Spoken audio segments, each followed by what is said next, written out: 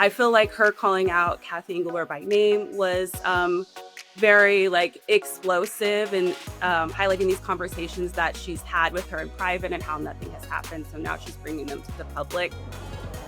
I want to talk about Napheesa and the press exit interview that she had, sharing things, of course, about the commissioner and the constant negotiation for pay and the CBA, aired everything out. We don't have time to unpack everything that was said that day, but Cydney, what do you think was the biggest takeaway that most people are getting here from what Napheesa said? I think the biggest takeaway is just transparency. As she claimed, we've talked about fines a lot. The WNBA is one of the only leagues that doesn't disclose players being fined, coaches being fined, how much, why, like the NBA does. So I think for her, she's calling for transparency from the leadership level. And this kind of just reopens the conversation of the CBA negotiations when the CBA expires at the end of October, and just shows just how far apart the players are from the league leadership. I feel like her calling out Cathy Engelbert by name was very explosive and highlighting these conversations that she's had with her in private and how nothing has happened. So now she's bringing them to the public. So I think, yeah, just the league's dismissive attitude on player safety, on player pay, on all these issues is kind of it boiled over in that press conference. And to jump off of that, Meg, I would love if you could be able to kind of catch everyone up because I feel like we're locked in on Napheesa's comments right now, but some people might be forgetting what exactly these players are fighting for. And we even saw it in All-Star Pay Us What You Owe Us t-shirts. So kind of tell everyone what's at stake here with these negotiations. Yeah, that's a good question. So I would say that this actually goes back to last year, last October, when they opted out of the current CBA, the current collective bargaining agreement. What that means is, hey, we want to redo our current agreement with the league. That is everything from pay to benefits to games to roster spots, you name it, it's in that CBA. And so since that moment, the players have said, hey, we have improved the product. The league is growing, revenue is increasing, right? There are more people, more eyes on the game. We want you to pay us what we're worth, right? So that negotiation phase has been happening for the last year, and it's just gotten louder and louder. So everyone from Napheesa Collier to Nneka Ogwumike to Angel Reese to Cameron Brink to, Caitlin Clark, who was involved in wearing, the shirts as well, and also calling it out during, if you remember this as well, during the Commissioner's Cup. She's like, hey, Cathy, pay us, basically, right? So, but to that point, the players are saying, hey, we're united here, right? We want better for ourselves. And this, to be honest with you, this isn't just about the current players. This is about players that will come behind them as well. And so to that point, things have still been bubbling over the last year, even as recently as All-Star Game. The players were like, hey, we're not on the same page with the league. We don't really know if we're going to be on the same page as the league. And nothing has really progressed like we thought it would. So now, since then, it's continued that way, which is why you saw Napheesa Collier go scorched earth and say, you know what? I've had enough here. I'm really quiet. I'm actually really chill, but now I'm going to lay it all out. And so I was not expecting her to name Cathy Engelbert by name, but it didn't shock me either because this is the most pointed a player of her caliber in general has been when it comes to what these players want. So I think she's speaking. And as Asia Wilson said last night, hey, Fee speaks for me as well. You saw multiple players tweeted on social media or posted on social media that Fee is speaking for a good portion of them when they say, we want more, and that the league essentially has not met the standards that we think that should be met.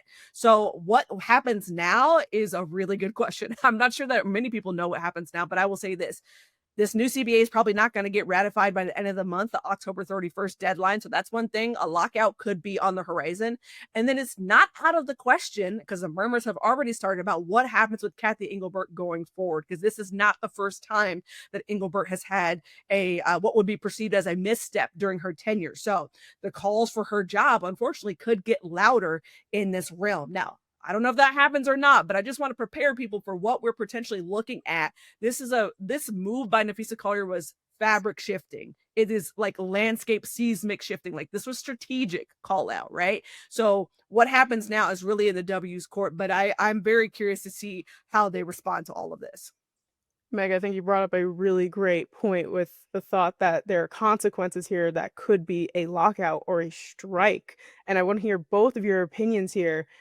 I mean, is there a scenario where the W players are going to strike? Because especially Unrivaled's on the up and it being led by Napheesa and of course Stewie as well. I mean, last time I checked, I saw a post that said that Unrivaled is worth 10 WNBA teams now. So is there a possibility that the players just decide to strike? And Cydney, I'll start with you. I think there is a possibility. Now there's more options for players with Unrivaled, going overseas, Athletes Unlimited. There's a lot of options for them to fill their off season and kind of supplement pay if this were to come to it. So I feel like the players have a lot of leverage right now in that regard. So if there was a time for them to make a move, this could be it. And I think just see with Unrivaled, seeing the benefits that they're able to get, the pay that they were able to get, the competition they're able to get from it, it kind of shows you why can we have this here as well? So I think that's kind of opened the eyes of a lot of players and given them a little bit more leverage to kind of ride out a lockout if it were to happen. Yeah, Meg, what do you believe? Like, if that does happen, what are the consequences there for the league? Ooh, well, you're talking about lost revenue. That's the first thing. Like that's the Yeah. biggest thing, right? And here's the other thing, like it could potentially bleed into the college basketball season as well. That's the other thing that I think about is like the draft is typically about a week and a half after the college basketball season ends. And if you have a draft, quote unquote, and nowhere for them to go, like, or you don't have a draft, like this gets very messy very quickly, right? So in my mind, you've got to figure this out before that draft is supposed to happen, right? And here's the other thing. You have two other teams that are supposed to be joining this, right? You have the Portland Fire and Toronto Tempo that are supposed to be coming on board next season. Like, what happens for those teams? Are they just stuck in limbo as well? Like, this could get really messy if the league does not figure this out with the players in enough time. So, in my mind, I'm kind of like just penciling in like March as like my soft, like, all right, we have to have everything done by now. Because here's the thing, they don't necessarily have to have it all figured out now, which we hope, but they don't have to. But I would think by the time you get there, like you would hope something would be put down. Everybody is on the same page, like, and we're moving forward because I would hate to see a world where like we don't have a W season after all this tremendous growth that you've had for the last several years, and then it stalls. Like that would just be unparalleled. I would think to be able to see. So I hope it doesn't get there. Last serious question that I have for the both of you is that obviously this isn't going away anytime soon, and it's certainly not going to be going away as the finals are going on. How much of this criticism is going to be overshadowing the finals as it goes on, especially if, like Meg said earlier, if there is missed calls or the referees aren't doing their job? I feel like that could get really, really shaky really fast. Cydney, what do you think? I think Becky Hammond said it best in one of her press conferences during the ACES semifinal series. She said that this league has a bunch of well-mannered women.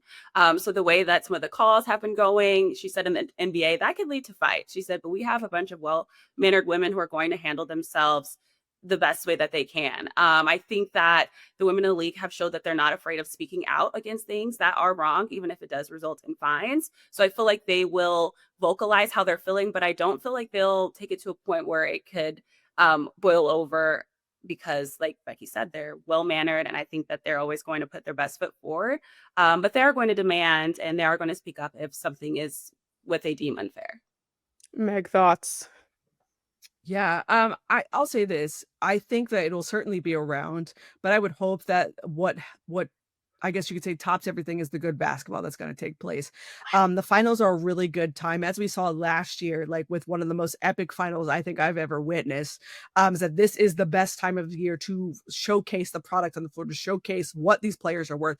That to me is the underlying storyline. So if you get, let's say, for example, this is the first time that the finals is going to be 7 games. If you get a 7 game series out the gate, like this, that is enough really good momentum and really good conversation to continue pushing forward, to take those conversations that you're currently having right now and push them into the offseason, right? Like obviously the basketball is what matters, but what I'm saying is like you don't let that overpower what should be the main focus. So these teams also want to win a title. So everything off the court's got to have to stay off the court, right? And that's you're obviously they're going to probably address questions around it, but they're focused on basketball. And so I want everybody else to do that too. This is my this is my pledge and hope for you. Like, let's just enjoy the basketball here. Like, yes, we can address those things and they will be, but we have a really good chance to see a really phenomenal finals here. And I want to keep that momentum going. After last year, like, I didn't even know how that could be topped. But again, if we get a 7-game final series, like, let's go. I'm all in. I'm here for it. The W, like, has so much going good for it. And I want